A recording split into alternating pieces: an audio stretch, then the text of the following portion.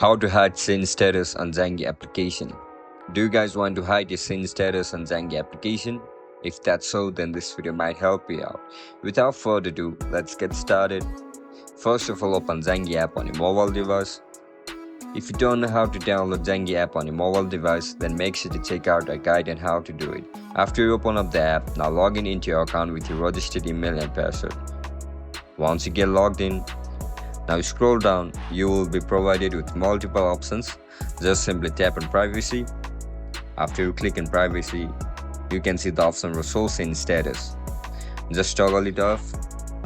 Once you turn it off, your sin status will be hidden from your profile. And that's it guys, that's how we're gonna hide sin status on Zangi application. If you guys found this video helpful, don't forget to like, share and subscribe to our channel. And if you guys have any issues regarding Zangi application, make sure to comment down below so that I can help you out. See you in the next one. Bye bye.